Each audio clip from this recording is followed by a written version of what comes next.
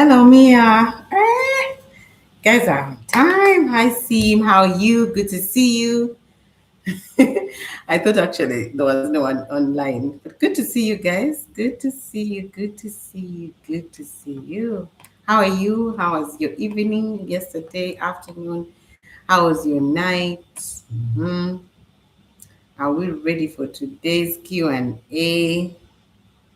I'm glad you're on time. Thank you for keeping time, guys. I really do appreciate that. Okay, so as you can see, let's just wait a little bit for other people to come in.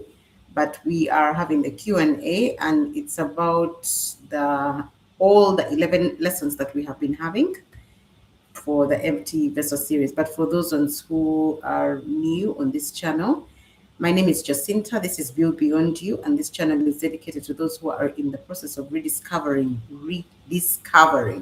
your identities, nurturing your innate abilities, and overcoming all those obstacles that hinder you from flourishing in your true identity, and then step into your true leadership authority. And what happens during this whole process is for you to be able to get to know why you're here, who you are, what exactly is that innate ability or that differentiating factor that differentiates you from everybody else. Yeah, what is it that makes you different from everybody else? What is it? And when you find out that and you align your identity and you build systems and structures around every aspect of your life, that is your physical, mental, spiritual, social, relational. I mean, all aspects of life. You build systems and structures around those areas of your life. Then you learn how to guard, to preserve, and to ensure continuity for generational impact. So you build your own human blueprint system, like your own human blueprint, basically, right? And you create your own roadmap in these classes. You follow the guidance that I give. I'm a mentor, so I guide you, and you follow through with the questions, carry out those reflection questions that help you to put remembrance. Hmm, okay, there's this, there's that, there's this that I need to overcome. But the most important is that we create problem solvers. What is that solution that is embedded in you? And sometimes you need to search it out. Yeah, you need to navigate that pathway, step into unknown spaces, do the unimaginable, like, you know, follow what you call your instincts to actually step into your true leadership authority. So that's what this is all about. And we have been having a couple of series since December, and now we are concluding the Empty Vessel series. We are having the Q&A today, and yes, hi Mia, hi Sim, hi Kezi. You might not be too long for today. Your shift starts early today. No problem today. We're not going to take long. How long do you have, Mia?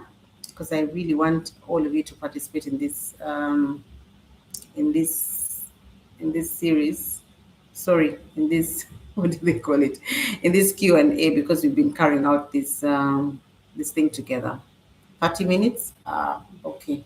That may be a bit short, the fact that people have to answer questions. So anyway, as you can see, the vessel's journey that we carried out 11 lessons, like right from empty to be filled to go sell the oil.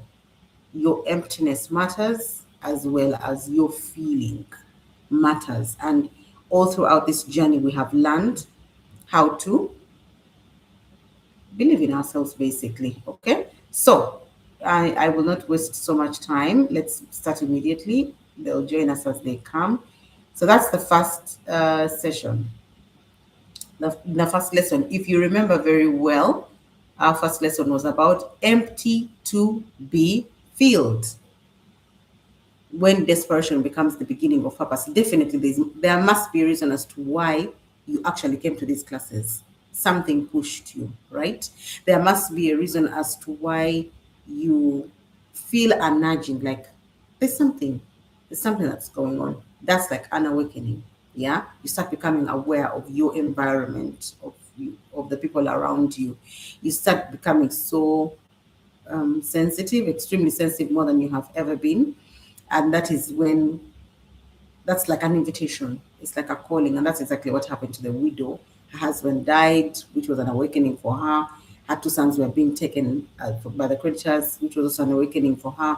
And that's what drove her to go to the prophet and asked, what do I do? This is what is going on.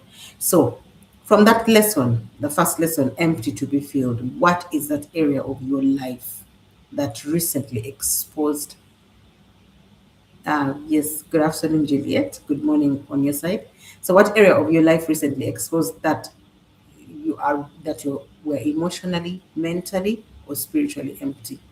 In this during the series while we're going on, you're welcome, Juliet. We are going through the Q&A, so I think you just opened, we just started. This was the first lesson that we had.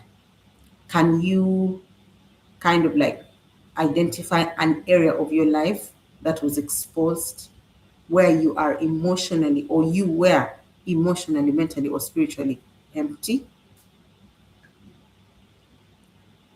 Did you identify any? The faster you answer, the faster we move with the questions and get done early enough. Okay. And if you have any questions in this particular lesson, because we're going to go through all the 11, okay? But I only have one question, okay, like maybe like a follow-up question. This follow-up question is from the answer that you give in the question, yeah? So what is that area of your life that recently exposed that you were emotionally, mentally, or spiritually empty? What is that area that was exposed? When you were, when you had those encounters that you had, remember the transformation process? They were encounters that you had. So, in the environments that you're in, or the people that you met, or the situations that you, or circumstances that you experienced, what was exposed? Because that is what needs to be emptied. It exposed that you were emotionally, mentally, or spiritually empty. What was that? Yes, Mia. Casey, anything? Sim, anything that was exposed? Even if it's just one thing, what is that that was exposed? And then you think about what have you been trying to use to feel that emptiness. Anger issues, okay. Oh, okay. So anger issues were exposed. And what have you been trying to use to feel that emptiness? Because you remember when you encounter, like let's say the anger issues, they were, I mean, you encounter someone or a situation, then what is exposed, and let's say it's anger issues. So what exactly did you do about it? Either to align or to heal, what have you been trying to use, or what have you been trying to do to feel that emptiness? Because there's definitely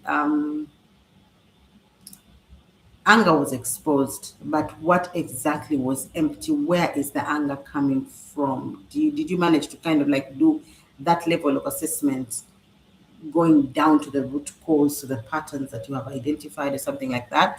Okay, so because you say relationships, that's the area of that was used. And then what have you been trying to use to feel that emptiness? I remember, Casey, you gave us an example of how you were talking to your, was it your sister? And you realized, and then she told you there's a shift. So what exactly did you use, or where did that shift come from? Anger issues, jealousy, and comparisons. Okay.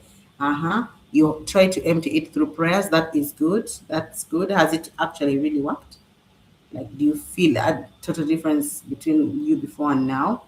Like at least a percentage on a scale of 1 to 5 or 1 to 10? Mia, anything else?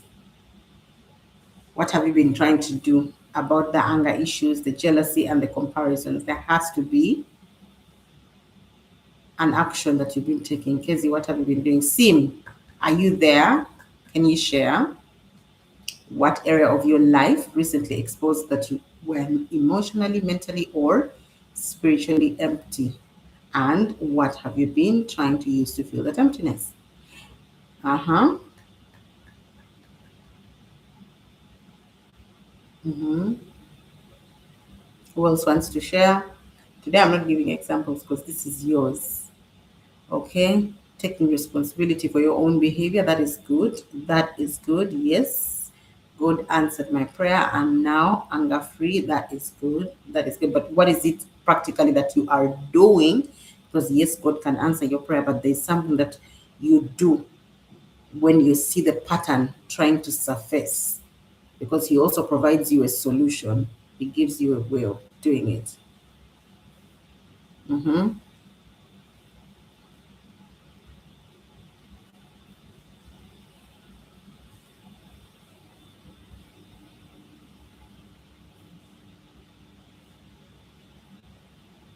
Uh-huh. Sim, you're quiet. What's up? Kezi, did you give us yours? What are you trying to use to fill that emptiness in your relationships?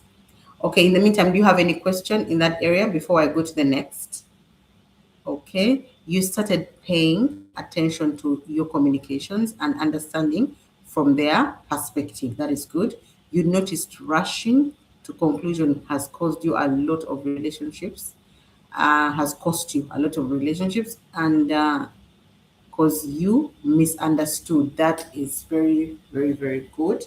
Now you see that's very practical, very, very practical. You started paying attention, yeah, to your communication, and you understand from their perspective. Now you notice that you are rushing. You actually have applied like so many things. You notice that rushing to conclusion has cost you a lot of relationships because you were misunderstanding them. So that's very, very practical. Very, very, very practical. It can actually help so many other people. Okay, thank you for that. That's nice. Okay, so you try to control yourself when someone annoys you. You reflect before responding to anyone. That is beautiful. So you're actually using the reflection. That is so good. Okay, so unless you have any questions, I'm going to go to lesson two. That was the major thing that we're looking at in lesson one when we were going through it. And I just wanted us to see where we are, how are we doing. And then in lesson two, we're talking about the lesson was about not enough is where God starts. Yeah, when you don't have enough, actually, that's where God actually starts. If you remember very well, that particular topic. Uh-huh. You're saying hello. So Sim, you're not participating. Hmm? Now, question is, what situation in your life currently makes you feel inadequate or unprepared? What situation in your life currently makes you feel inadequate or unprepared? In that lesson where we had when we were talking about not enough is where God starts. What situation in your life currently makes you feel inadequate or unprepared?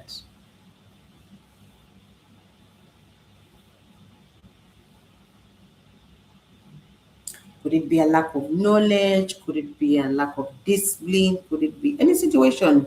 Maybe like it makes you feel inadequate or unprepared. Could it be fear? Could it be a lack of confidence? Anything, anything. Just think about anything that currently makes you feel inadequate, because when you identify and acknowledge it, then it will be easier for you to actually deal with it. I think when I have something to say but I don't know how to say it, I think I need communication skills. You have something to say but you don't know how to say it. Okay. So now that you have identified that you have something to say but you don't know how to say it, I like the fact that you are already very consistent with your videos that you actually um, put out. Now, what you need to do if you want to practice those communication skills, since you're already putting out content, practice using that same platform. Okay, even if it's small snippets of anything that you can think of and just say it. Even if you are not perfect, with time you're going to get better and better, Kezi. that one I should advise you. Use that particular platform because you've been posting almost on a daily. Now, use it to actually speak, say something, even if it's for 10 seconds, say something. And with time, you'll find yourself building up on the seconds to 30 to 1 minute, But it just takes time and it takes practice and it takes you saying, okay, you know what, I'm going to do this. I like the fact that you mentioned it. Me, I followed up with you, and in actual sense, you were doing it. Now that is already discipline ticked. Now you need to practically open your mouth and actually speak what you're thinking. Okay, it doesn't matter. I mean, we're not for the audience of everybody. Okay, so don't fear. Use that platform, please, please, please, please. Now that's a very good one. And Juliet is saying, Anomia, you're saying lack of knowledge and your circle. Oh, that is the situation in your life that currently makes you feel inadequate or unprepared. Lack of knowledge. Mm, why do I feel like that's not your problem, like so much, like a lack of knowledge, but it's okay. And then your circle. Okay. So I think what you can do about your circle is you can pray to God to do it for you. That's the way He does it magically. You don't have to bother with that. Before I go to your, then Juliet, you're saying I was too quick when it came to making decisions. Ah, so it made you feel inadequate and unprepared. That is good. That is good. You can actually fall into very serious problems, especially when it comes to you, Juliet, who is doing business. It's not good to make make decisions quickly, fast, without even thinking about it. So it's good that you have identified that situation that's making you feel inadequate or unprepared, and then even praying in public place, I cannot. I understand. But I overcame that as well after some very good time. So just like the platform that you have that you're already posting those snippets, practice the other talking and then say just one word. God bless you. And that's it. Then with time it will build up. Okay? You can start with bits and bits. You don't have to be very well conversant with everything. Just start with snippets, snippets, snippets. Before you know it, it will build up. Okay. So I asked you a follow-up question. I said, how might that not enough? Like that lack of knowledge, like that circle, like that too quick, yeah, when it comes to making decisions, like that not being able to speak. You feel like you lack communication skills, but I don't think so. I think you just have a little bit of lack of confidence, but you don't lack the communication skills. It's just a lack of confidence, and it can be improved with time. So, question is, how might that not enough moment actually be preparing you for dependence, growth, and transformation? And dependence, I mean dependence on God to help you, okay, to feel more adequate and to be more prepared than being inadequate or unprepared. So, how might not enough moment actually be preparing you? I don't know if this fits in this quiz, even after making a timetable. I'm struggling with time management. Yes, it does. It does fit because you see, um, it's the how might that you not being able to um, speak and everything, or do what, or the challenges that you have given. This, you having a timetable is something that's already preparing you. You've already actually implemented it. It's something that's preparing you for dependence and growth and transformation. But you're still struggling with time management. Now, you now again need to go to time management as a subtitle and then also give it tasks or activities. How can I improve on my time management? Still, that is a solution that you also need to practically develop yourself right from the problem that you have identified, and then now you're going to that now again you've identified another problem. You see, Every time you identify the first problem and then you come up with different solutions, in those solutions or in whatever tasks that you choose to perform, like the timetable, you'll find another problem within. Then you create another section, like let's say a subtitle with that particular problem, and you go on ahead. You will realize that this one big problem, you realize that she had the problem of the date, right? And then now again, they're taking the sons. That's another problem. It has come from the date. Then again, she doesn't have anything in the house. She has little oil. That's another problem. So you see, she has three different problems, three different columns.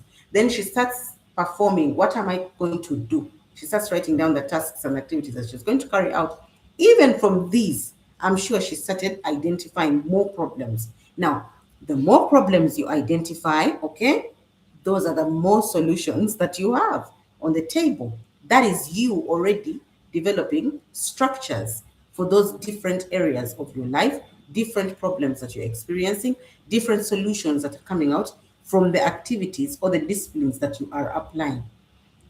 If you keep doing this very consistently, from the start it may look like it's just nothing, but girl, trust me, at the end of this Q&A, you'll realize how important it is for you to actually follow through with this. Whoever, you see, don't despise small beginnings. God can give you one talent and you show him that I will use this talent to actually produce more. And then he will give you two. Then he'll give you three. Then he will increase basing on what another person would despise at just a timetable. You're busy being very serious about that. Something like that. But it's actually very serious. Yeah. Okay, so I'm sure Casey, you have an answer there. You have overcome which twin? You're telling Casey that you've overcome that. Okay. Good afternoon, Brenda. How are you? Good to see you. Good to see you. You're very welcome. You're very welcome. So now we're finishing lesson 2, because what we are doing is we are going through each and every lesson. We're just doing a Q&A and trying to do a recap. And we'll finish now lesson 2. Okay. So you can, I don't know if you have any answer for lesson 2, but we're going to lesson 3. Anybody else has anything? I think we've only looked at Casey's point. Julia, did you give anything here? A situation in your life that currently makes you feel inadequate? Did you give anything? Or you were too quick when it came to making decisions? Is that okay? And then how might that not enough? How might that being too quick to make decisions actually be preparing you for dependence, growth, and transformation now that you have identified it? Anything? Mia, anything here? Did you say anything to us, Mia?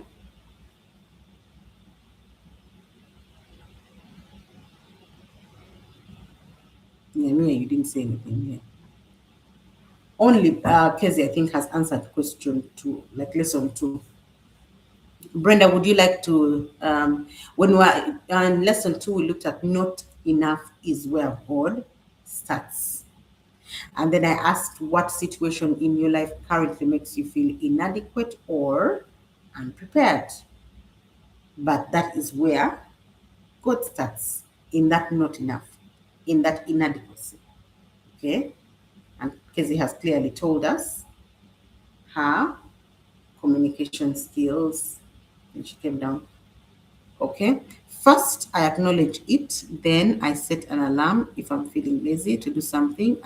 Yes, I remember Mia telling us about the time management thing. I remember. Oh, I'm glad that you overcame it. To do something, I use 3 minutes rule, like 3, 2, 1, and I get up some and do it. Okay. That's a good one. Thank you for sharing that. Thank you for sharing that. Brenda, do you have anything in regards to where God, not enough is where God starts? You said lack of knowledge and you stuck on question 2, okay. And then how might that lack of knowledge actually be preparing you for dependence, growth, and transformation? Brenda, anything? Juliet, anything? Did you answer how might that you had given us You had said you were too quick when it came to making decisions. Now that you know that you were too quick to when it came to making decisions, how might that be preparing you for dependence, growth, and transformation? Now that you know. Mia, I am waiting for you. Juliet, I'm waiting for your answers. Brenda, I'm waiting for you. Attempt lesson 2, Q&A, before we go to lesson 3. Mm-hmm.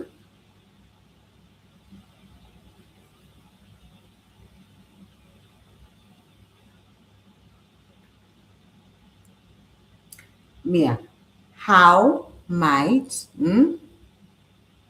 you said lack of knowledge and your circle? How might lack of knowledge or your circle actually be preparing you for dependence, growth, and transformation? Because you lack, right? You are inadequate in that area, okay? And not enough is where God starts. Now, how might that lack of knowledge or your circle be preparing you for dependence, growth, and transformation?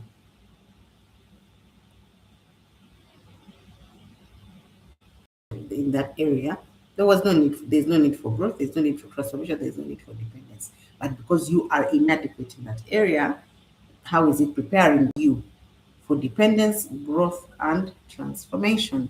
Brenda is saying inconsistency in things I set to do that I know will help me achieve my goals. Okay.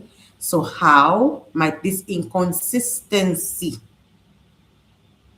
be preparing you for dependence, growth, and transformation?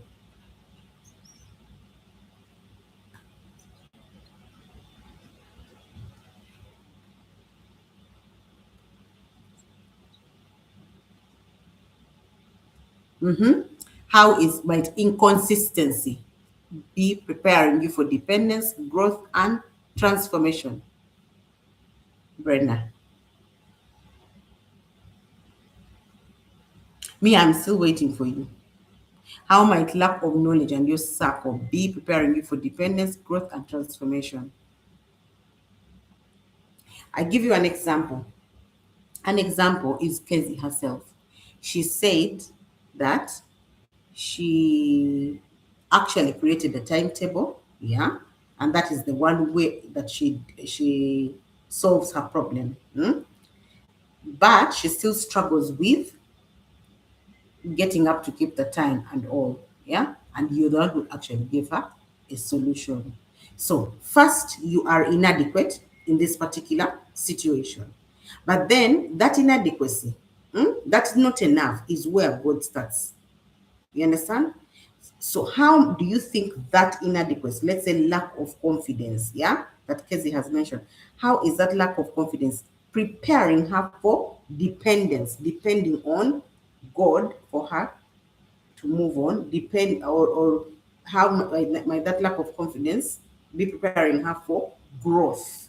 Because it is from you identifying the problem and then you grow and then you transform, because there must be a problem that leads you to act on it, like go for transformation classes, like think of how to grow, like depend on God, because there is a problem. So you've identified the inadequacy. Now, how might it be preparing you? You must also know how might it be preparing you for, so that you don't look at it as just a problem, you look at it proactively, like, why did this challenge come to me?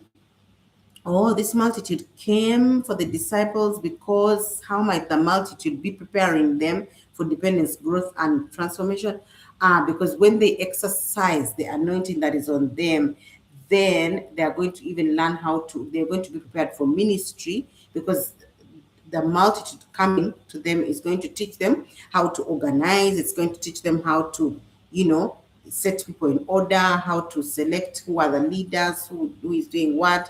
It's preparing them for leadership. So the problem came as a problem, the multitude, but instead it was actually preparing them for leadership. So when you know that this problem is coming to me because of this, when you start thinking like that, you will not cry like, oh my goodness, I'm having this challenge. No, you'll start being very proactive and say, why is this problem coming to me?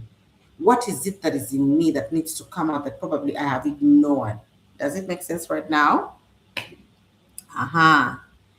Now, me, I'm sure you're not lost anymore. Resilience, okay? So, Brenda says it's preparing her for resilience, okay?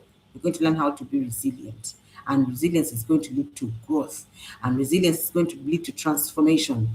And that being resilient is you even learn to depend more on God, because then you start praying and saying, I'm not giving up. I'm not giving up. So, okay, that's a good thing. That's a good thing.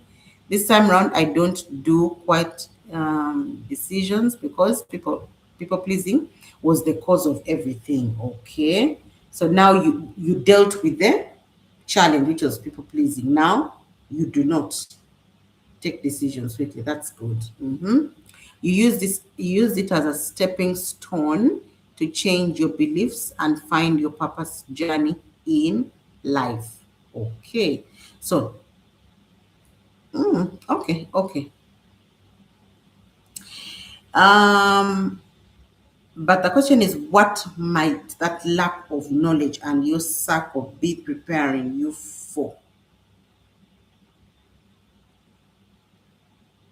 Or you used it as a stepping stone to change your beliefs. Okay, okay, okay, okay. Now it makes much more sense. Use this as a stepping stone. That's a very good one. Now, Jesus. Okay, so let's go to the next.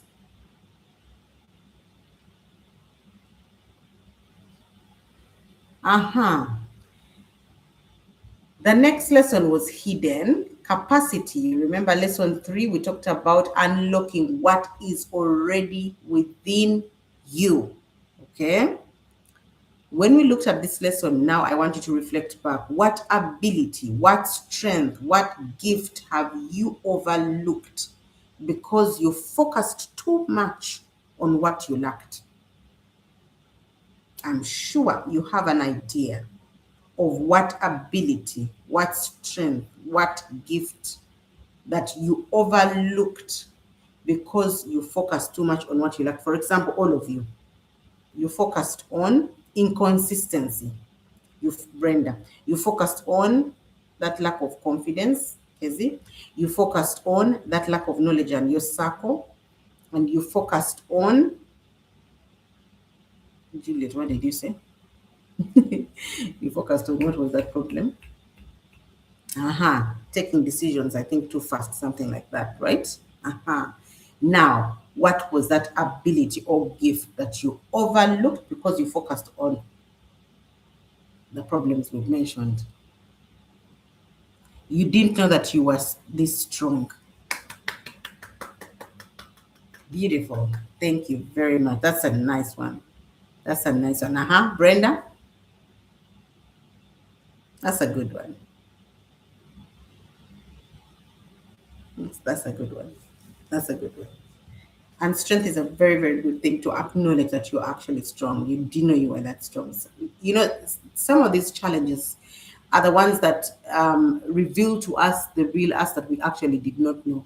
We were so scared of trying, and you're like, oh my God. But then when you try it, and now you're doing that assessment, and now you feel good knowing that, I actually didn't know that I was this strong. I would never have imagined overcoming this. Okay. External over internal. Mia, I've not understood that one. You're asking a question, or what is that? Capacity to face any challenge. Okay. So that's the ability that you overlooked, the capacity to face any challenge. And now you realize that you actually do have capacity to face any challenge. That is good. That is good. You just have to continually put in time to develop it. Okay? Brenda, any ability, strength, or gift that you overlooked because you focused too much on what you lacked?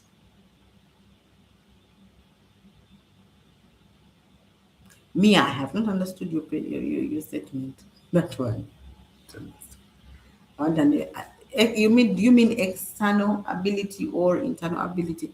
Abilities are internal. They must be coming from you because we're talking about you. Yes, Brenda. Anything, any ability or strength or gift that you overlook because you focus too much on the inconsistency. You realize sometimes you don't need to be perfect. Mm, mm, mm.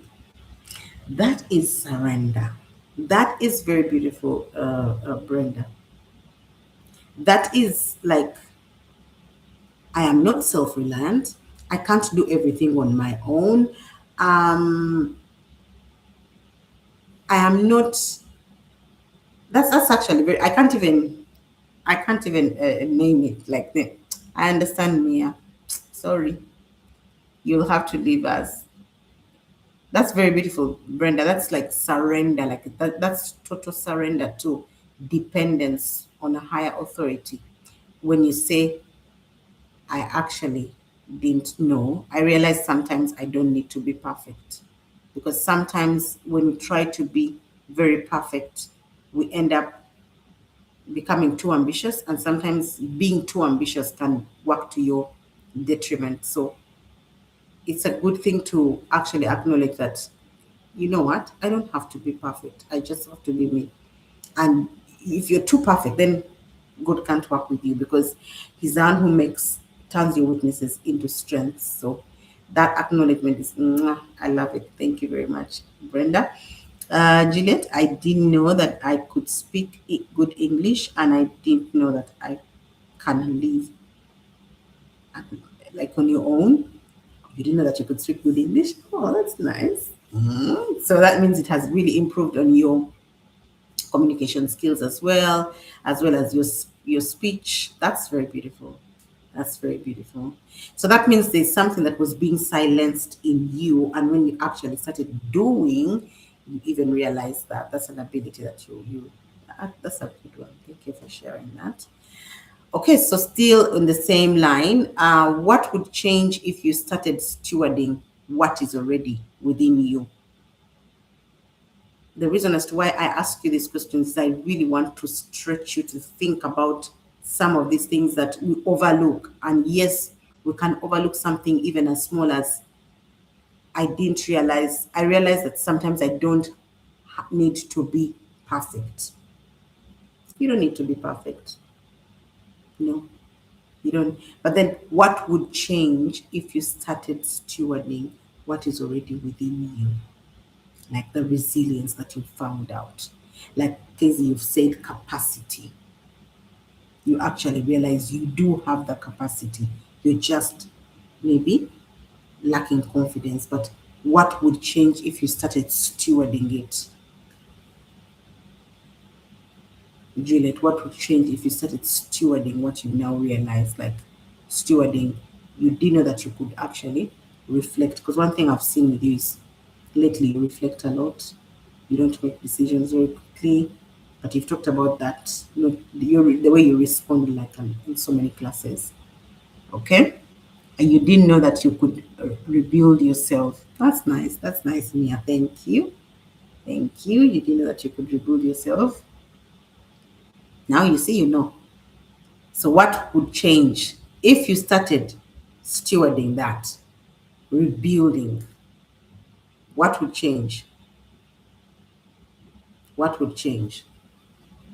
If you start rebuilding, if you start putting in like more effort in, like even becoming more resilient than you are. Uh-huh. My background doesn't define the future me. Okay. I'm now a good counselor, a good speaker. That's good. That's good. In other words, for you, the answer is what would change if you started stewarding? Yours is this has already changed. You started stewarding your ability to speak, and now you are a good counselor and a good speaker. That's a good thing. See? Congratulations, Juliet. Uh-huh. Brenda, Is that something you want to tell us? Something that has already probably changed, or you think that would change if you start stewarding? I'm sure you even have more than just resilience ever since you found out that you realize that you don't have to be perfect. Kezi, you're quiet. It could develop into a good structure and yeah, and legacy. Yes, yes, that is very, very true. That is very true.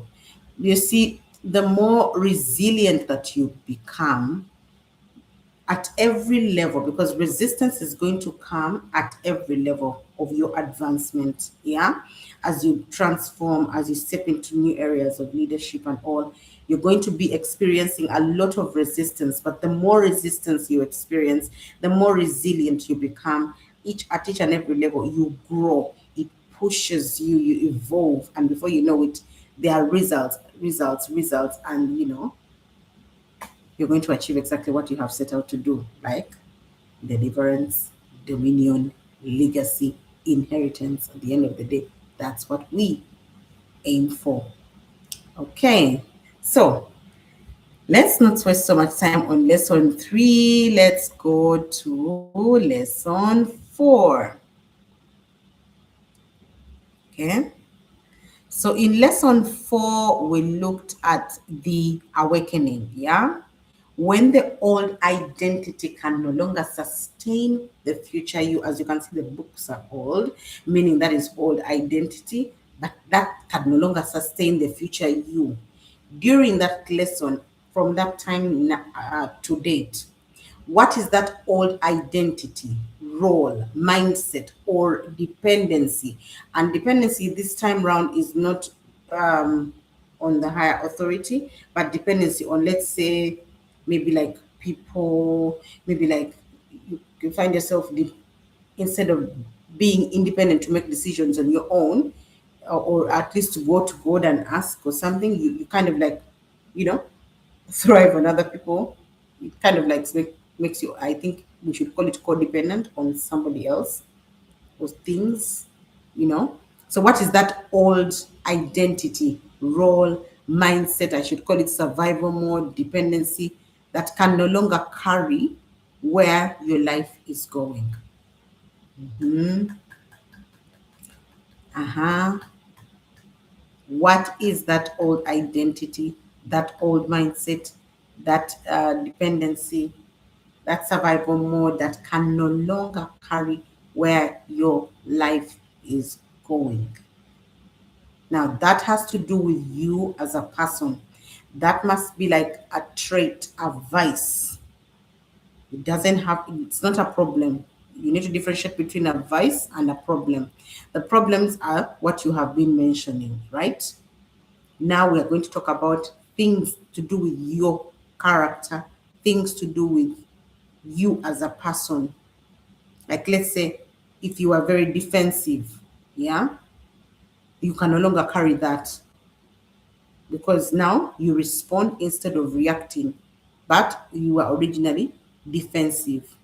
Let's say you are lazy, okay, and that is, you can no longer carry that in the life where you are going. Now you are diligent. So you must look at what vice it is that you need to mention, at least one vice. And then with time, you'll realize you'll start listing even many more because God will start exposing to you so many other vices. It has to do with you as your character. Because what is awakening is your new identity, the new you, and the old identity can no longer sustain the future you. So we're getting away from the old. So it has to do with your character. Everything starts with me. No one is coming to save me. Juliet.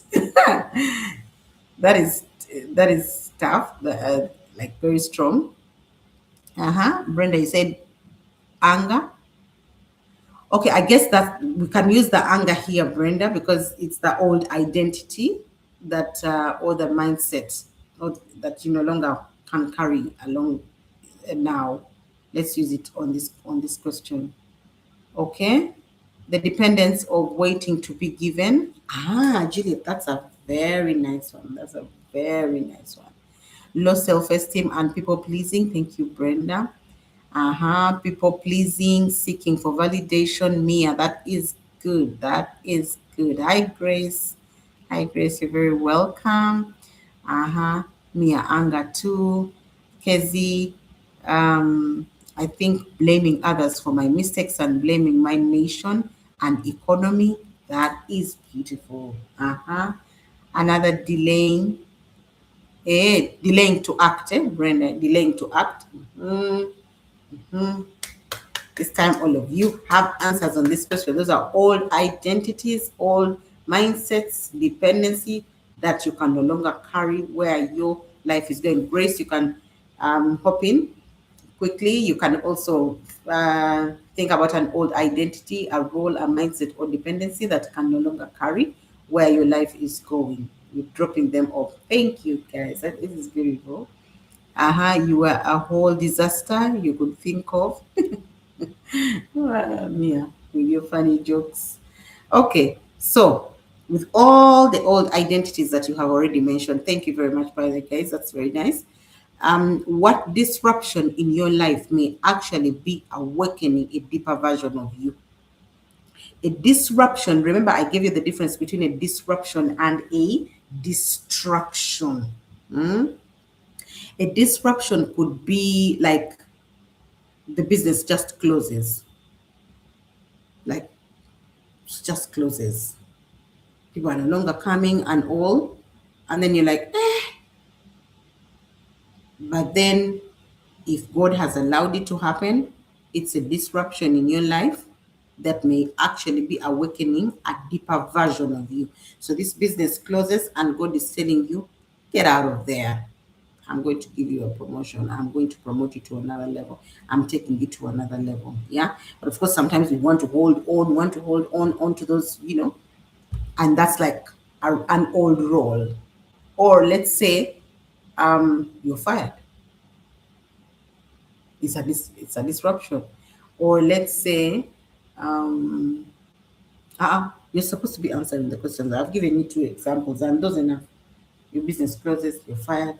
That's now work. Now we need to go to maybe something personal or relation or something like that. What is that disruption in your life that may actually be awakening? Maybe like a boyfriend dumps you, but it may be awakening you to a deeper version of you. You never know you are compromising, you're trying to fit in, he was not the right person for you, but you're trying to squeeze yourself there, and it was actually shrinking the real you. So you need to think about disruptions, not destructions. What is that disruption that is actually awakening a deeper version of you? Uh-huh. Let's go. I'm going to start with you, Brenda. You said low self-esteem and people pleasing. Now, that's an old identity, old mindset that you can no longer carry where you're going. So, what is that disruption that is awakening this? Because there's something that is making you aware of this low self-esteem, making you aware of this people pleasing. Have you been betrayed? What is it? I don't want to give you answers. What is that disruption, Juliet, that brought about your awareness of you being dependent, like the dependence of waiting to be given? Can I say the anger was the distraction because it awakened me? I could see that I might end up in prison if I cannot take responsibility about it. So the anger was a vice, yeah, and we've already finished that part. But now we are talking about a disruption that, oh, so the disruption, I think you've already written it. No, you said you might end up in prison. Could it be the thought of you might end up in prison if you didn't take responsibility about the anger issues? Is that the disruption? That thought could have been a disruption, which was a very beautiful one, before it actually happened in the physical. So I'll take it near that it was your thought of, you thought about the consequences of your of that those anger issues, not your anger. No. The consequences of those anger issues is what is the disruption that awakened a deeper version of you. Yes. So the thought of it is good. The fear of speaking out. Mm-hmm. There's fear of speaking out. Uh-huh. Who else has a disruption that may have awakened a deeper version of you? Brenda. What is that disruption? What is that disruption that awakened you to the fact that you delay to act? Casey, what is that disruption? Oh, you too, darling. You too, darling. It was nice having you at least for an hour. That was nice. Thank you. Actually, 45 minutes. Thank you. Uh huh. Uh huh. Grace, what is that? What is that disruption? You've not even given us the identity. Grace, be in class. Kezi, what is it? What is it that awakened? Like, what is that? Because you said you think blaming others for your mistakes and blaming your nation and economy. Yeah, is an old mindset. Probably that's a mindset. Blaming is a mindset. You can no longer carry this where your life is going. But what is that brought about that awareness of I think blaming others for my mistakes and blaming my nation and economy is a mindset I can no longer carry where my life is going. What is it that shook? There must there must be a shaking. Okay, the fact that people tell me that I don't know or don't see myself, they see more in me. Or the people tell you, okay, that you don't know yourself, they see more in me. Oh yes. Oh yes, that's a very good one. That's a very good disruption. That's a very good disruption. That's a very, very good disruption. Mm-hmm. Background noise. Uh, so the background noise is what awakened your, that is what is the disruption, eh? That is awakening you. Okay. I like how you minimally say your words. Thank you, Sim. Uh-huh. Whenever I was trying to ask for help, people were not responding positively. Okay. So that awakened you. That is good. When people withdraw from you when you need them, and when they need you, you're available. It brings a very rude awakening to you of people pleasing. Of, what kind of relationships are these that I am involved in? When I had, they were available.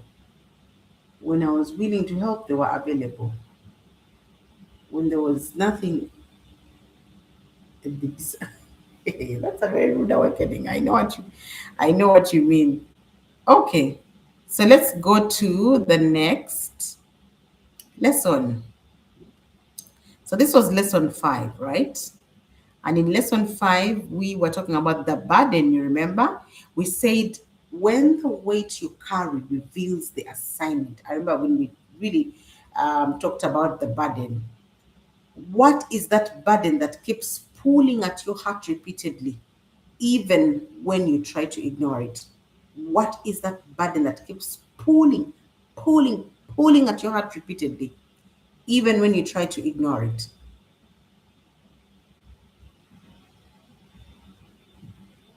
Mhm. My job is the disruption that has helped me to know how strong I am. Ooh, Grace, that is deep. That is deep. That is deep. That is deep. I'm saying it because I know your job. That's why I'm saying that is deep.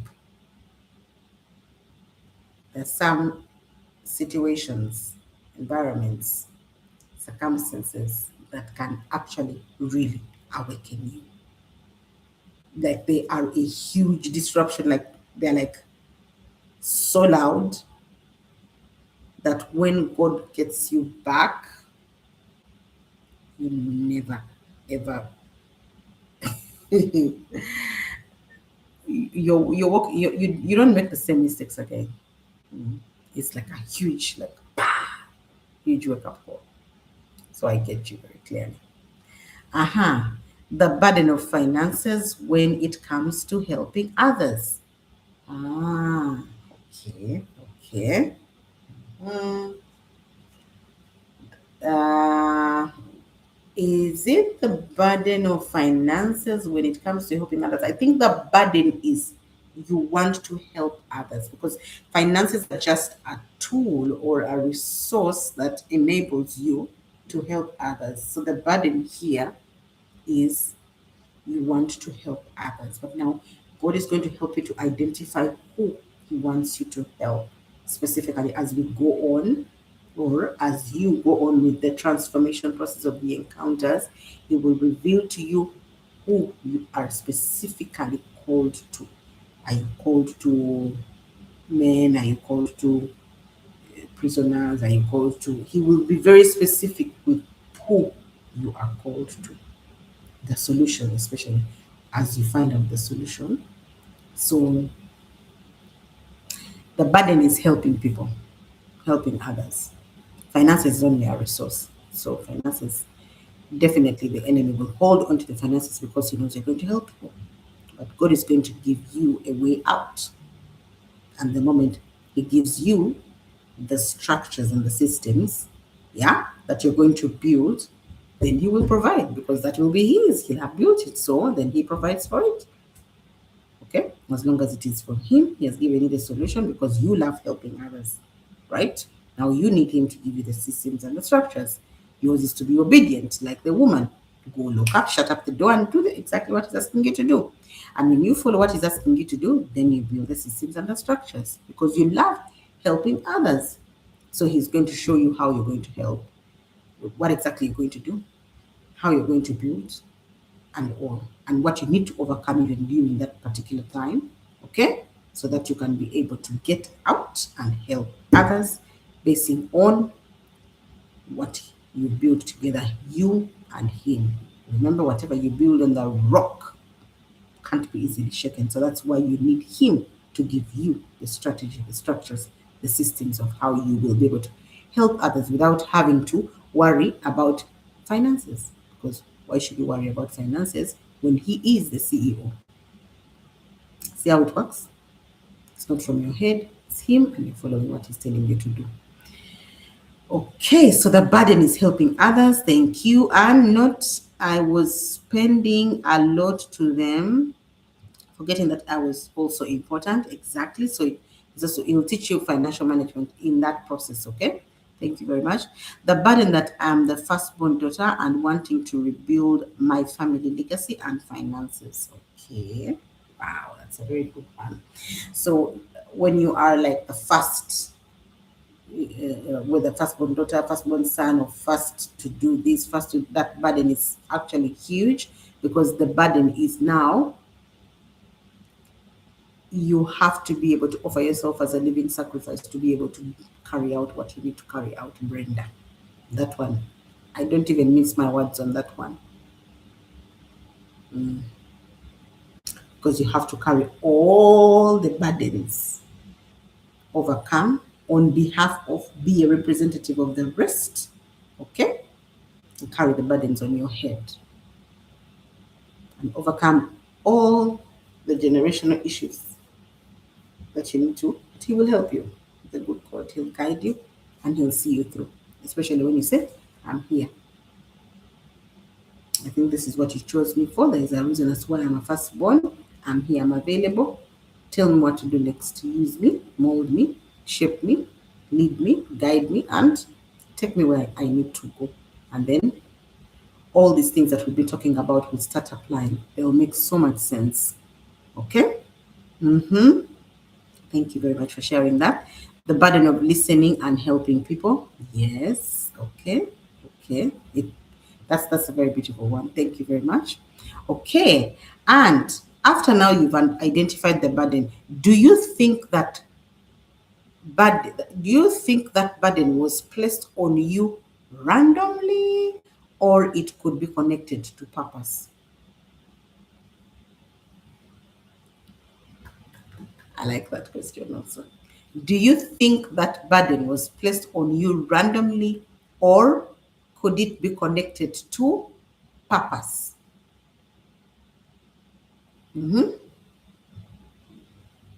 Grace, do you think that burden was placed on you randomly?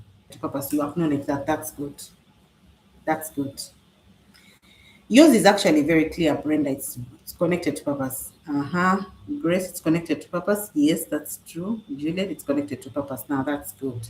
Now, once you start, now you see your roadmap has started taking shape. And this awareness that you're getting, you're even going to get more revelations. You're going to start getting instructions. You're going to, I mean, things are going to now start moving. They're going to start moving because now you're starting to become aware of what God requires of you. Okay? So now, in lesson 6, if you remember, we were talking about from burden to blueprint. This was when opportunity finds you ready. And that's exactly what I've been saying. Now that you understand the burden and now that you acknowledge that it's connected to purpose, yeah, when this opportunity finds you ready, the question is, if someone asked you today, what solution are you building? Would you have an answer? And it's okay to say no, so that now you start focusing, because these questions and answers have awakened another side that's going to be able to start answering this question. So you're not coerced to say yes if you don't have a yes for it. If you have a no, you can say no. If you have a yes, please say yes. And what is the clue? Even if you just have a small clue, just give the clue, because that's exactly what's going to help you to now start. So if someone asks you today, what solution are you building? Would you have an answer? Would you have an answer if someone asked you, what solution are you building? Yes? Okay. Anybody else? Brenda?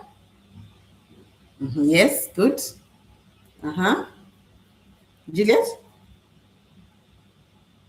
Sim? Kezi?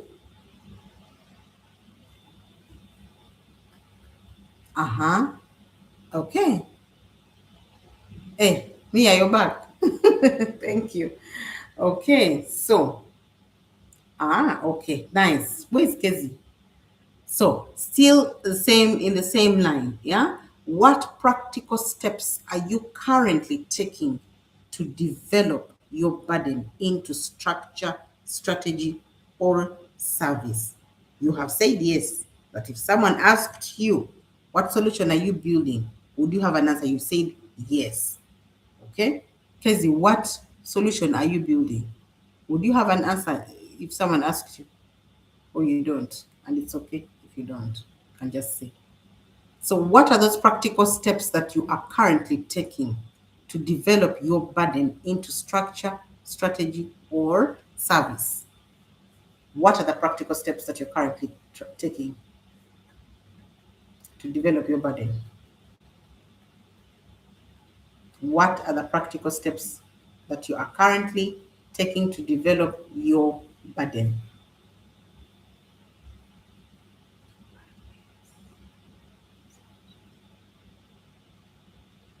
What are those practical steps that you are currently taking to develop your burden into structure, strategy, or service? Give one step, okay, at least.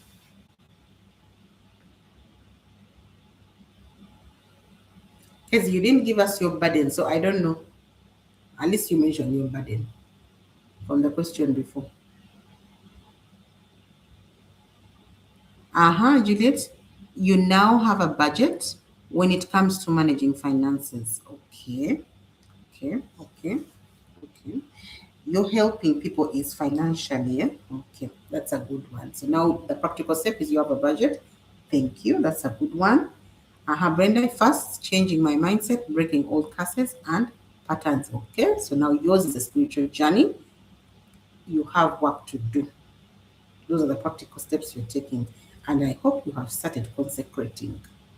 So, Brenda, your answers should be in line with I'm now consecrating. I'm now, you know, yours should be spiritual answers. Eh? That's a good thing. Thank you, Brenda. Because now, after you're done with that, then you'll get to know what your purpose is. Because yours has started from there. Mm-hmm. Anybody else has practical steps? Thank you for sharing, guys. Sim, do you have any practical steps? Kezi, Mia, Grace, any practical steps that you're currently taking to develop your body? Mm? Mm-hmm. You are trying to create time whenever someone wants to talk, you give them a schedule or you fix time. That's good. You're trying also to make small videos. You also research and give them a solution to choose. Hey, that's nice. There you putting in a lot. That's good. That's good. Continue practicing that, Grace. Continue practicing that. Continue. And it is from those experiences that you're having with the people because you need practical, it's something experiential. You don't want to just read and but you want experiential because then God will be revealing to you your own unique way of providing a solution to their problems. And then that's what you're going to develop as structures. That's nice. Thank you. Juliet, you also encourage fellow women to stop being too dependent. Okay. Okay. That's true. That's true. Own every mistake and learn from it. Those are okay. So, Sim, you're owning every mistake and you're learning from your mistakes. Okay. That's a good strategy. Okay, so let's go to borrow, not a few, because that was the next class that we had, which was lesson 7. In borrow, not a few, and this one we just finished, I'm sure you remember very well, it's still fresh. This is where we were looking at building capacity through community. I talked a lot about accountability partners in this class, okay? And the question is, what role has community, mentorship, accountability, or guidance played in your growth journey? What role has community, mentorship, accountability, or guidance played in your growth journey? Mhm. What role has community, mentorship, accountability, or guidance played in your growth journey? For example, you come here every single day in this class. Second of all, you have your accountability partners, yeah, probably or not, that you have been relating with on a daily for the challenges you're experiencing and kind of like keeping up to date. Where are we? What am I, you know, that you've been building capacity through community. So what role has that community or those relationships or the mentorship that you've been receiving or those accountability partners or guidance, what role have they played in your growth journey? Uh-huh. Grace, it has been an eye opener to a lot of things that need to be emptied. Ooh, okay, okay. That is very specific. And those are the kind of answers I want, very specific. Eye opener for emptying. That is good. That is good. That is good. That is good. Anything that has a purpose and an outcome is very good. So the purpose of the community or accountability partner, yeah, has become eye opener, and you have even found out exactly what you needed to do. The outcome is you are now emptying what needs to be emptied. So, uh-huh. Anybody else? Brenda? Kezi? Mia? Sim?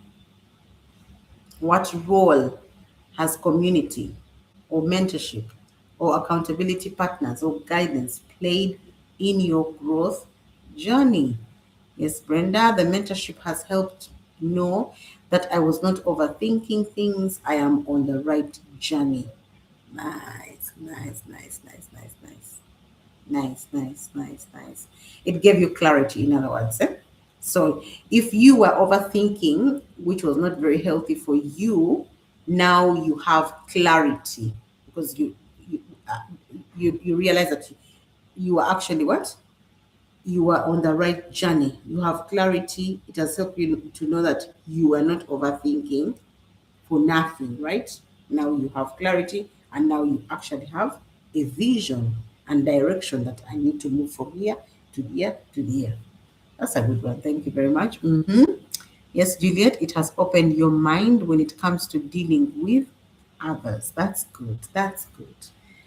You now at least have an understanding of dealing with people of different diversities, which is a very good thing. Thank you. Mia, it has changed the way I perceive things. Wow, that's beautiful. That's nice. So your perception of things has completely changed. Yes, you see, sometimes you can struggle with an idea or, like she said, overthinking things, and then you get to a community or an accountability partner, or maybe like, a mentorship or guidance, and then you realize I was actually not overthinking. So that means there's something. You get clarity, and then you even now start thinking very proactively of, okay, so what do I do next?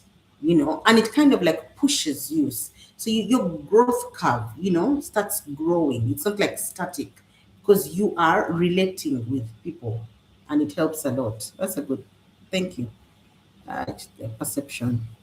And then you now know how to deal with different people in different departments. Thank you very much, Juliet. That's nice. Dealing with people of different diversities. That's a very good one. So, as a follow up question, why do you think humility and teachability? Now, these are examples that I was giving, but I want you to think about it because humility is very important for you to be able to relate with people. Healthy relationships. Okay. When I say humility, I mean you must be able to empathize with another person when they're experiencing something, like you put yourself in their shoes. That it requires humility, and even the humility to acknowledge that you're going to be corrected by anybody else, and you receive the correction very positively. So, because humility and being teachable is required a lot in borrowing, not a few, in building capacity through community. Why do you think those two are necessary for building capacity? I want to hear from you. What is your mind on humility and teachability? How are they necessary for building capacity?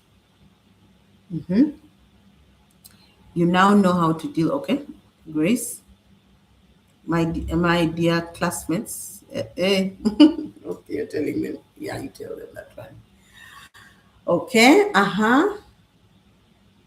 Why do you think humility and teachability are necessary for building capacity? As you can see the image, it requires humility to be amongst people like that, teachability to listen, to sit under counsel, even when you think you're knowledgeable about something, but you're like, oh, you sit down and listen. And learning never ends, you know. Even a 20-year-old can teach a 70-year-old. So why do you think humility and teachability are necessary for building capacity? Anybody there? Before I go to lesson 8? Hmm? Anybody there? Okay. So leads me to lesson 8. Now, lesson 8, it keeps you grounded. Okay. So I go back a bit. Okay, let me just go back a bit. It keeps you grounded. I thought you were not there. Um, and helps you know that there's still chance to be better, and also knowing people are weak and make mistakes. Okay, that's nice. Thank you very much, Grace. That's very mature. Then, because transformation alone is not enough, we all need others. Thank you, Juliet. Yes, Brenda. It creates correction easily. Okay, that's good. That's good. That's good. Because then, when you're not humble enough, you may stay in a wrong thing for a very long time because you don't want to be corrected. So you'll have people withdraw from you. That's not a good thing. So thank you for that, for those submissions. So, and lesson 8 was about shut the door. Shut the door. That was where hidden oil is refined before it flows. Now, the question is, what distractions, relationships, habits, or environments have you needed to separate from in order to grow? What are those distractions? What are those? Now, you see the difference between a disruption and a distraction. I think now you can tell the difference. Hmm? Because remember, you are shutting the door from distractions. As you can see the image, you are shutting the door from distractions. They are negative. So what are those distractions? Relationships, habits, or environments have you needed to separate from in order to grow? Now, you don't have to answer like saying names of people or something like that, but you know, you can just share general information. You don't have to give, uh, please don't personalize information here. It's a public platform, so protect yourself as well, okay? The distractions like gossip yesterday. Because no, are you shutting the door when you were gossiping yesterday? Better repent. It's not nice. Okay, but at least you've mentioned it. It's good to be honest, and it's like you're reporting yourself to mommy. Mommy, I did this. I'm sorry. Oh my god. Yeah, but now it's okay. You don't have to do it again. Now you know at the back of your mind. "Mm-mm, I don't think this is good for me. It's not a good vice." Because you know what happens is when you involve yourself in such things like gossiping, slander, malice, evil, envying, jealousy, it takes away from you. It takes away the beauty. You understand? If you have virtues in you, it's going to suck them up. If there's anything beautiful in you, it's going to suck it up. So you're going to manifest that. That's not a fruit. It's a vice. You're going to manifest that. But when you're full of love, kindness, joy, you're grateful, you know, those are fruits. So if you find yourself in bickering, you're gossiping, you're gossiping, you're gossiping, you're changing your identity to something else. And when you open these doors, it may look like a laughing matter, but it could be just that one door that the enemy was waiting for. So you have to avoid falling into the trap of opening doors that you have closed. This is not a joking subject, especially when you are in the transformation process. You have to guard what you are building because the enemy is going to want to eat on what you are building by those small compromises of gossip. You better guard what you are building very seriously. Okay? So the distractions, relationships, habits, or environments that you needed to separate from in order to grow, you needed to separate yourself from groups of bad friends. Thank you, Juliet. That's a good one. And you see, bad company corrupts good morals. So when you separate yourself from that and try to look for, not even try to look for, wait for healthy relationships or associate with people that you can discern that this one no, this one yes. Okay. Having excuses is the distraction. Stopped chasing after people thinking they are the only way to go up. That's maturity. That's maturity. That's maturity. Thank you. Gossip, endless scrolling. That's a very huge distraction. Endless scrolling is a huge distraction. It has to be given limited time, and that's it. less it's going to eat into your time for building, or your time for reading, or your time for adding value to yourself. Okay. Mhm. Okay. Okay. So, see me, you're quiet, eh? So, what has isolation, refinement, or private process taught you about yourself? Still, as from what distractions, relationships, habits, or environments have you needed to separate from in order to grow? For example, you needed to separate yourself from groups of bad friends, Juliet. Now, what has isolation? Because now you have separated from that. What has isolation, refinement, okay, or private process taught you about yourself?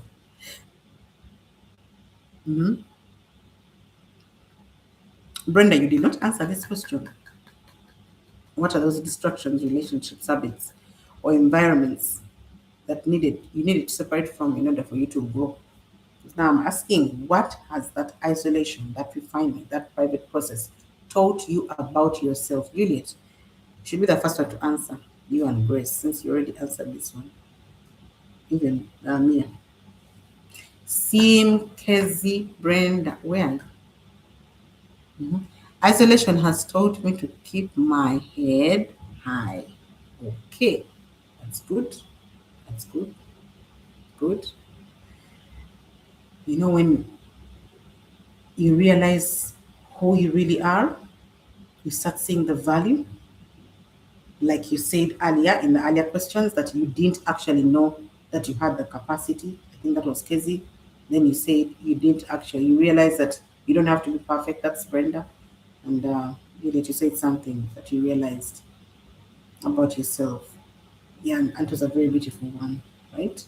So you see, when you start those revelations of your true self, that reality of, I can actually do without this, it gives you, you are anchored, your identity starts becoming firm, your, even you yourself, you start becoming firm. There are things that you have zero tolerance for. Yeah, you start realizing that this was actually just threatening me or intimidating me out of my position of authority. This was actually trying to take me out, so that,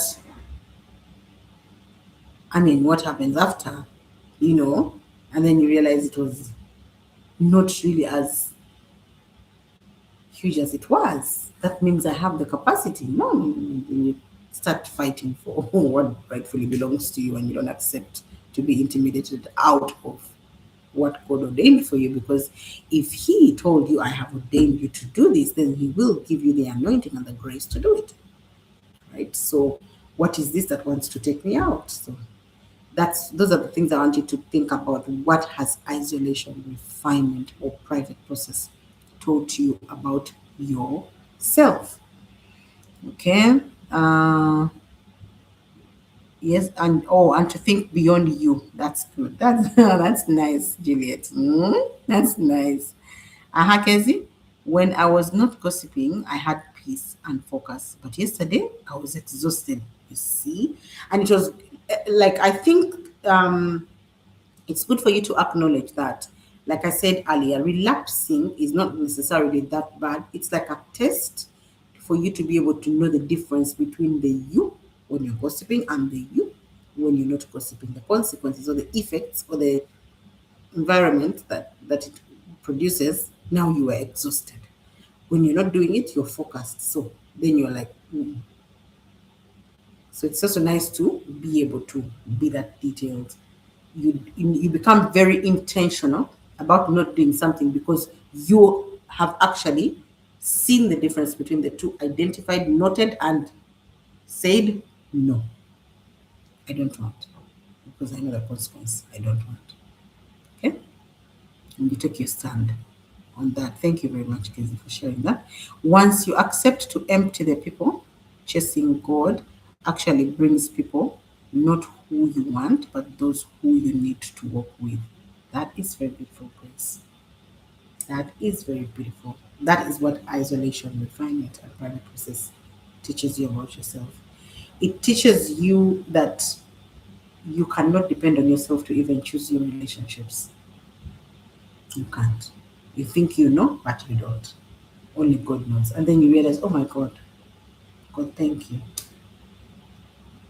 Because the people that He chooses for you, you're like, you just get shocked. You just get shocked. You just get shocked, actually. Thank you, Grace. That's very deep. Thank you very much. Uh-huh. Brenda, groups of people who think low of themselves without same values and envious. So this has helped me grow inner self and capacity. So the distractions, the relationships, the habits and environments you have needed to separate from to grow are groups of people who think low of themselves. Yeah, because it can also be transferred to you without you realizing. You're thinking this, and then you're associating with people whose mindsets are still thinking low of themselves. You want to help them, but you are not in position to help them where you are. So you need to maybe go up higher. And let's say now I can now help confidently. If you want me to help, you can come to my class, and then I can help you move from that mindset to this mindset because now I have also developed a solution out of it. Because you did not come to me for no good reason. So, Brenda, I think this should also give you something. Um, the groups of people who think low of themselves, yeah? Why do you think those groups of people who think low of themselves are coming to you? That should also be something that you should now think about or reflect and kind of like ask God to tell you why were they drawn to you. At some point, did you also find yourself thinking low of yourself and now you feel like, I don't want to be there anymore? And then as soon as you acknowledge, yes, I don't want to be there anymore, what is God trying to tell me? Is He trying to push me? Is He trying to push me to back a solution for that exact same problem? Or is He trying to just separate me from that so that I can be able to flourish in the right spaces? So there could be two things. You have to confirm with Him on that one. Okay.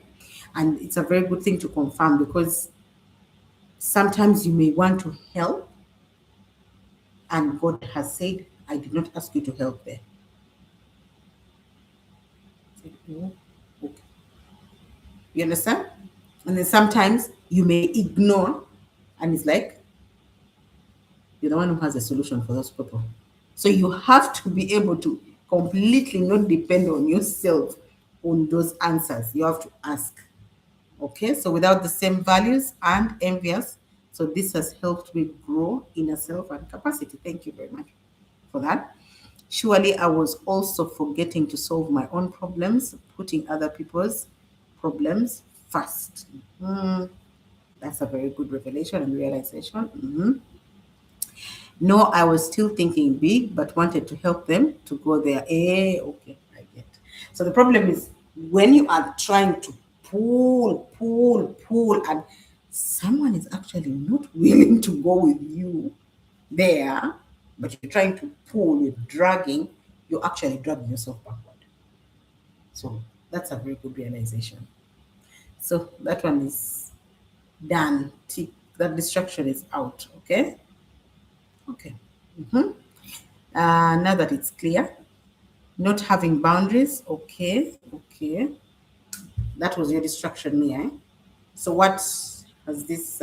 What have the boundaries helped? How have they refined you? Because that's already isolation.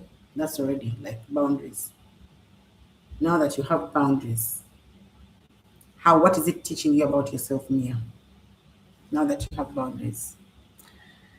So as you're thinking about your answer, let's go to the next one. And that was lesson 9. I want to try and make sure that I am within the time. I don't take so much of your time. And there are 11 lessons. So the good thing now we're online on 9. In lesson 9, we talked about sent to by to. Why transformation requires accountability, participation, and legacy. You remember the two sons who were participating with their mama? So, why transformation requires accountability, participation, and legacy? Question is, Who are the people helping carry the vessels in your life right now? Who are those people helping carry the vessels in your life right now? Who are the people? You don't have to mention names, but you can categorize. Okay? Who are the people helping carry the vessels in your life right now? And let me tell you something, you cannot do destiny alone. And I think I've told you this so many times. You cannot do this alone. You have to ask God to give you the vessels, the people to help you carry the vessels that are in your life right now, or that, whatever He's preparing you for. He has to give you the people. Do you have, or not yet? Because if you not yet, it's also okay to say, not yet. I am waiting to receive. It's okay. I'd rather be on waiting to receive, because there was a time when I had to be all by myself. And then I was like, okay, good, then what? He said, wait. Okay. So if you're still in parking, put parking, mentor, apostle, and a minister, and a few friends. Okay, thank you, Casey.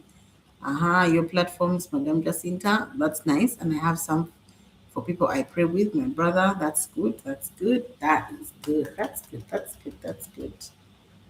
That's good. That's good. Anybody else has an accountability partner? Brenda, do you have any accountability partner? Mm-hmm. God, my mentor, Miss Jacinta. Oh, that's nice. Thank you. I'm glad that I am your mentor. I'm honored and humbled for that. Your family and friends who have the same values with you. That's nice. That's nice. Thank you very much. Thank you for sharing that. Good. I've not heard from you, Mia. And Sim, why? Okay. Our teacher here, my priests, my fellow classmates here. Oh, that's nice. Thank you. We are humble, Juliet. Thank you very much. Okay, so why is transformation difficult to sustain without accountability and trusted relationships? Why is transformation difficult to sustain without accountability and trusted relationships? Why do you think transformation is difficult to sustain without accountability and trusted relationships? Why do you think it is difficult to sustain? Definitely. Okay. Reading books are good. Thank you. Thank you, Mia. Thank you. Uh-huh. Why do you think transformation is difficult to sustain without accountability and trusted relationships? Let me see. Let me see. Let me see. Who here has been attending seriously with their ears? Because I've been mentioning this answer. Why transformation is difficult to sustain without accountability and trusted relationships. Because transformation alone can't be sustained. Hey,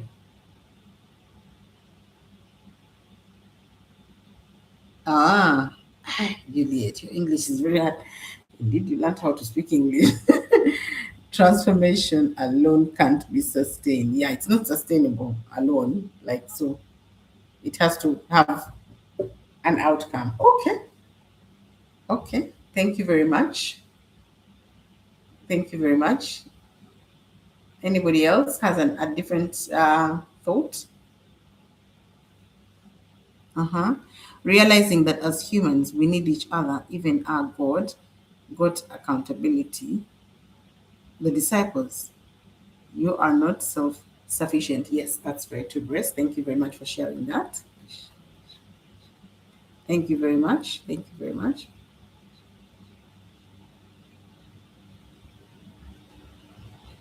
Anybody else?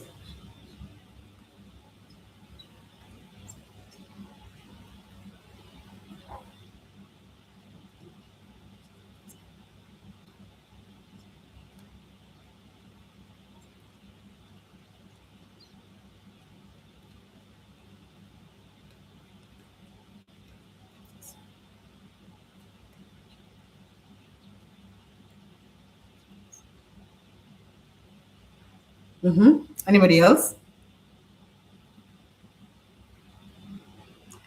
Anybody else? Why is transformation difficult to sustain without accountability and trusted relationships? Because it is lonely. Okay, thank you.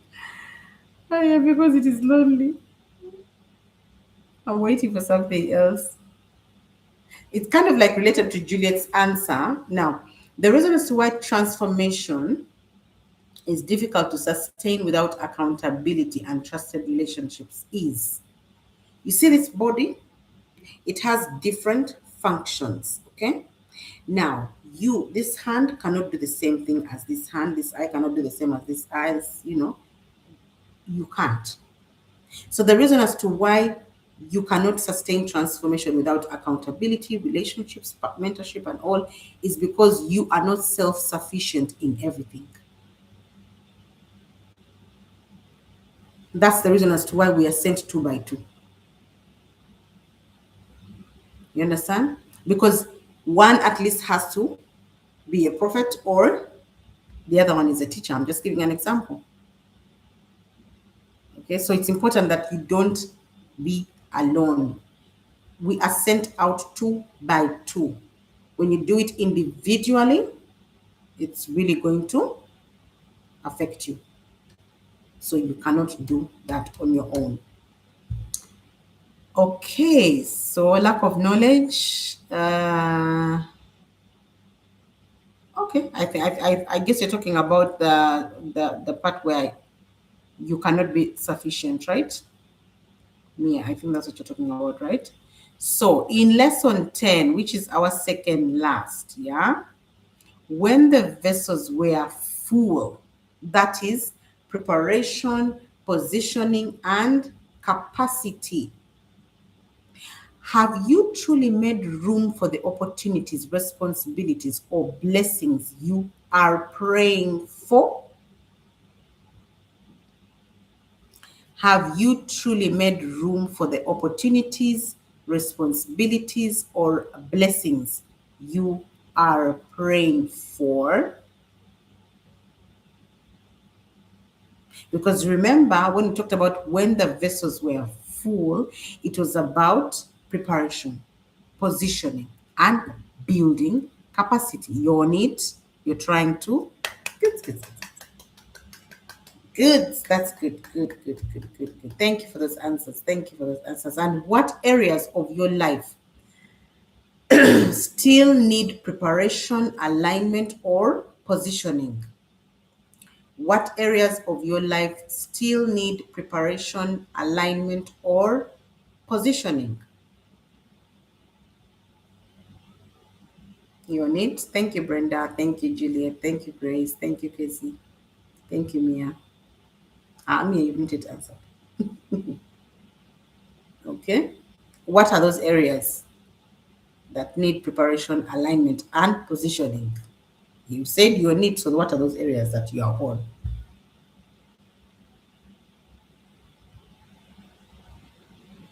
Uh-huh. What are those areas? My mindset still needs preparation. Good. That's nice. That's nice. Mm-hmm. Anyone with anything to do with positioning and alignment? Positioning and alignment.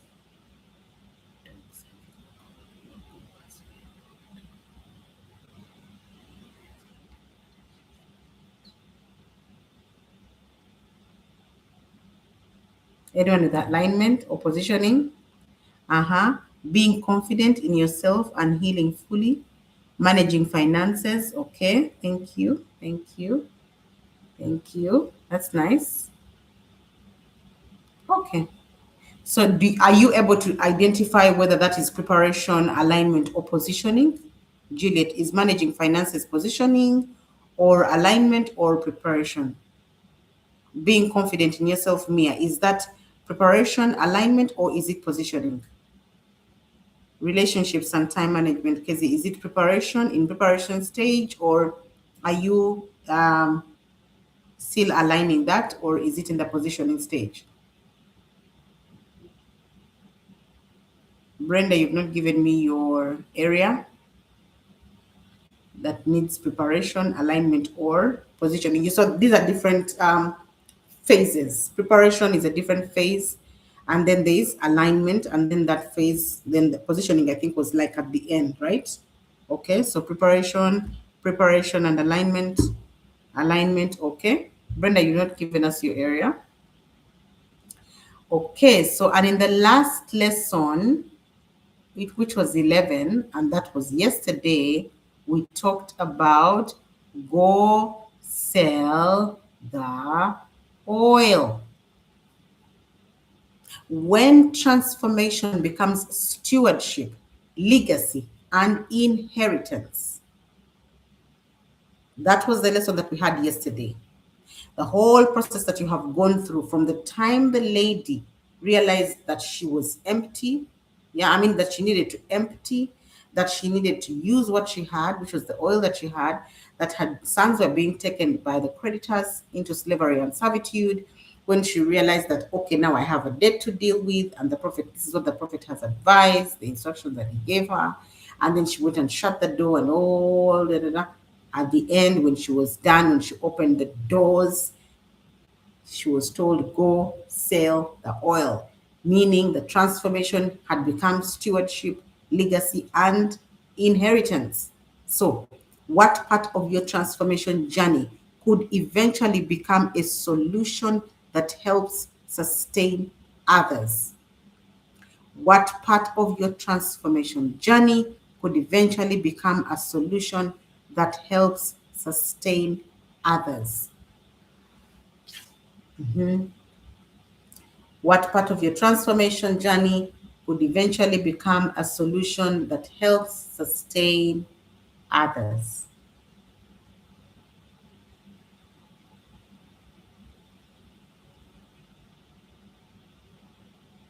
You don't have to answer because I'm sure most of you had not yet reached this go sell the oil.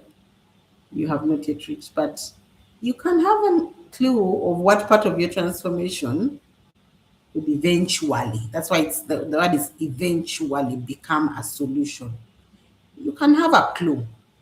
So that later you look at it and say, that was just a clue. It had nothing to do with what God later revealed to me, what was my purpose. Believing in themselves and resilience. Okay, that's part of your transformation. That's good. That's good. That could be part of the solution that could eventually become a solution, but not exactly, but a clue. That's nice. That's nice. Seeking correction. I said, what part of your transformation journey, like what you're trying to do, yeah, from the encounters to purpose, what could eventually become a solution that helps sustain others? For example, Brenda has said, believing in themselves, because that's the one area that she realized that she was underlooking, like resilience, or she was overlooking when she was focusing on the inconsistencies in her relationships.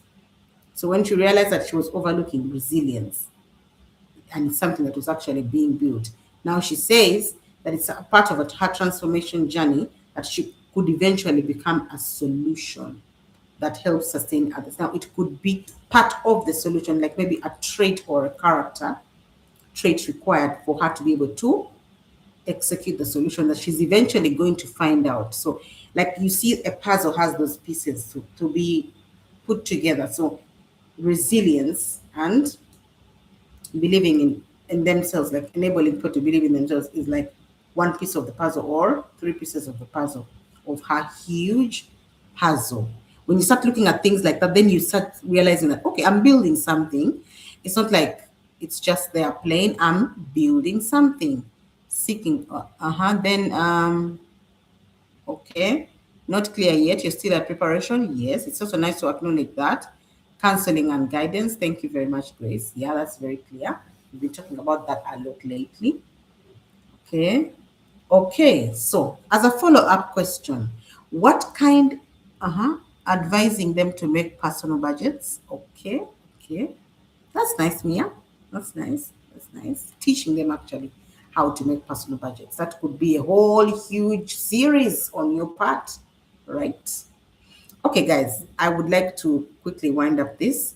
So, what kind of inheritance beyond money or material things do you want your life to leave behind?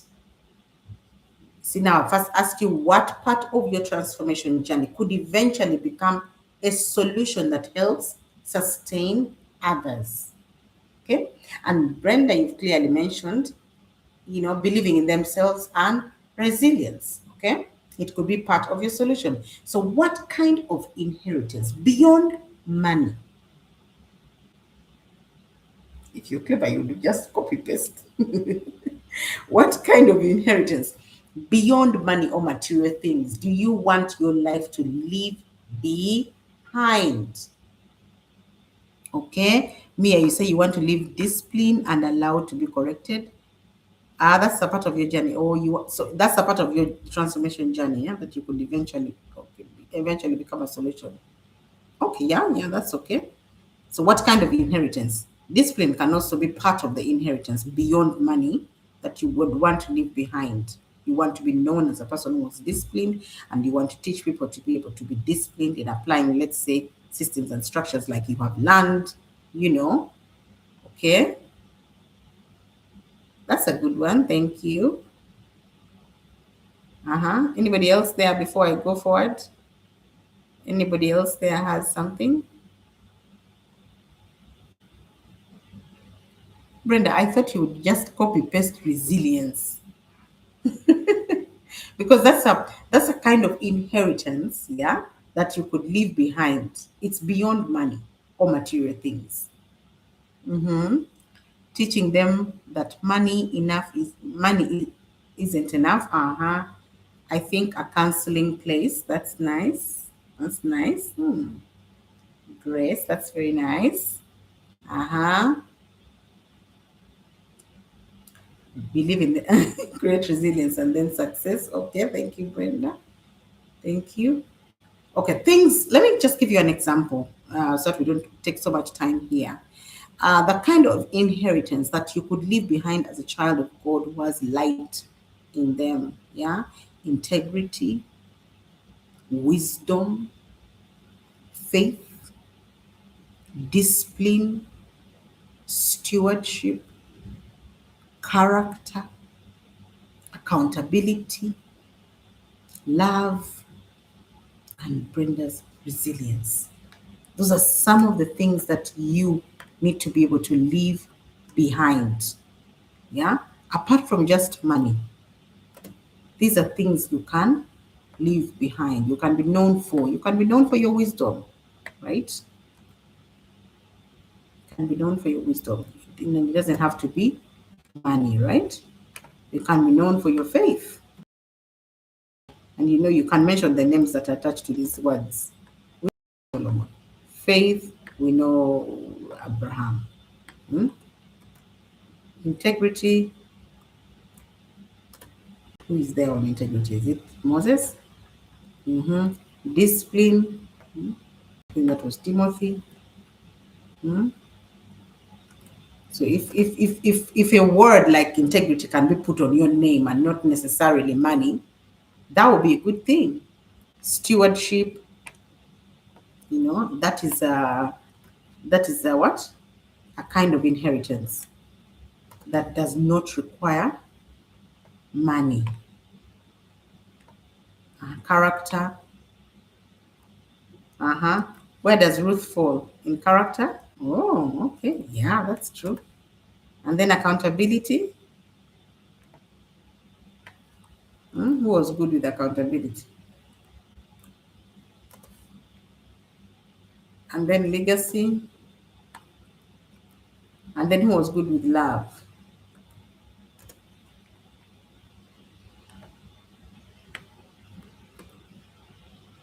Okay. So those are just some of the kind of inheritances that you could leave behind beyond money. It doesn't have to be money only, okay? Okay, so now I would love to conclude this lesson. Hey, you've really taken up some good time. Thank you guys for being very patient. Mia, thank you for coming back. I thought you would not even come back. Yeah. But I really do appreciate the time that you put in, guys. and the effort that you put in. I really, really do appreciate. I want to just give you a very beautiful Moses with love. Oh, that's nice. Okay, but thank you very much for sharing that. So, as we conclude our Empty the Vessel series, we will begin another vessel. No, no, another vessel. We'll begin another series, okay? After this one, yeah? But as we conclude today, I want to encourage you. The Empty Vessel series was like a case study. We got the widow with the oil. We at work, eh? Okay. We got the widow with the oil. She was like a case study of the transformation process that I gave you. From encounters to purpose. She encountered death. She encountered her two sons being taken for slavery and servitude. Okay? She encountered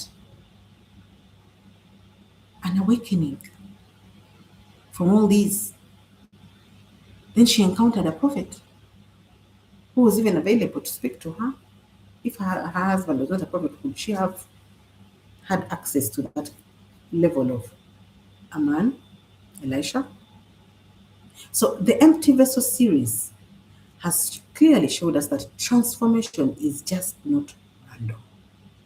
What begins as emptiness, as pressure, as loss, as limitation, as confusion, or a burden, often becomes the very place where purpose, where capacity, where stewardship and inheritance are formed. Thank you, Juliet. So, you see that the widow went through a journey with her oil. We have seen how God not only restores people, but He prepares the vessels, He builds systems, He develops character, He establishes legacy, and even gives you an inheritance. See how beautiful God is. You come in with all your brokenness. Oh God, I am so wasted. I was a witch. I was a what? I was a prostitute. I was a murderer. I was. You come in with all your waste, and He still opens His arms wide, and then He starts preparing you. He starts saying, "Empty this one." Fear goes. Empty this one. Jealousy goes. Empty. Empty envy. Starts, and he's telling you do this. Then you realize, hey, I followed the instructions. I was obedient. I did this. This character flow disappeared. That's how He prepares you as a vessel. And then you build systems. Isn't He a wonderful God? He develops your character, even if it was filthy. And then He goes ahead and establishes a legacy, makes a covenant with you, and then gives you inheritance. Yeah. Uh-huh. In Uganda, we might say, Tosima Busini. That's who takes you in with all your brokenness, and then you live with inheritance. Imagine Caleb and Joshua with their grapes. The other ones were complaining, we found giants. These ones are saying, for us, we found these grapes, we shall conquer. Because they told them that you have the ability to conquer. I've given you that land. By the time He says, I've given it to you, meaning you have what it takes to fight whatever resists you. So every lesson that we have gone through from lesson 1 to lesson 11 has revealed that the process was never only about survival. It was about preparation for the widow. Preparation for responsibility, preparation for leadership, preparation for generational impact. That empty vessel had to be emptied. It had to be gathered. It had to be refined. It had to be positioned, filled, and stewarded before it could even sustain others. This series has reminded us that inheritance is not limited to wealth or possessions. Let's not only look at What can I benefit from? I want money, good, I want the true inheritance. I've given you the values. The values. The value system is the most important, more than the possessions. Wisdom, discipline, faith, resilience, humility, accountability, love, character, obedience. Because you see, these are things that we model and transfer to future generations. We don't transfer only money. When you only transfer possessions, the house, the money, the cars, the everything. What about the value system? You see why we have moral degradation? Because of their value system that is. So, what we consistently build within ourselves, remember, I keep telling you, build inwardly first before you go out to build. What you build inwardly is going to eventually become what others are going to live from after you are long gone. So, the possessions, well and good. That's a bonus. But the most important is the value system. I'm asking you to build systems and structures to align identity and to lead without emotional instability. But the most important you would realize is the value system. What sustains identity? Values. What sustains wealth? Value system.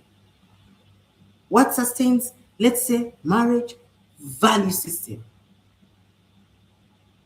The value system sustains almost everything. Every time we are not bearing fruit of love, of kindness, of that character, like self control, discipline, of faith, of wisdom, integrity. Then you're going to be like a gong, boom, boom, you're moving, you have bells are making noise, but nothing is coming out of you. You have gifts, you have abilities, you can do this, but there's no fruit. Dangerous to the community. Yes. As long as you're not bearing fruit, you're dangerous. Very, very dangerous. And you should keep away from anyone who does not bear fruit. I don't mince my words on that one. That's what has hurt so many people. That is what leads to most brokenness out there. Is associations with people who do not bear fruit. Then you find yourself, you have gifts, you have abilities, but you're empty. And then you're broken because you have light. Because what they do, they'll put a leech on you and suck out everything that is in you. So open your eyes and discern who you associate with. It's very, very important. If someone is going to put a pipe on you and suck out everything that is in you, then you're going to come back broken. But we are here. We shall welcome you and we shall go through the process again. If God gives you another chance, don't play with God also. Okay? Because whoever goes back to their vomit, go and read those things. They are there. Just put the word vomit and put verse. You will see it. So as we conclude this Q&A, the question is no longer what are you going through? What is going on? What is this process preparing you to carry, sustain, and leave behind? Because now we want to look at problems or challenges as opportunities. So what is this process preparing you to carry, sustain, and leave behind? because pain without purpose becomes suffering, it becomes suffering. But when you surrender this pain to God, it becomes transformation, it becomes stewardship, it becomes legacy. Before you know it, inheritance. And that's all, folks. We're done with our empty vessel series. I hope you enjoyed it. Yeah, I'll stop sharing now. Unless you have anything to say, that was it for us today. I thank you so much for being available. You're welcome, Grace. You're, you're welcome, Mia. And I hope you are going to actually put in practice. Apply. Now we'll finish that one.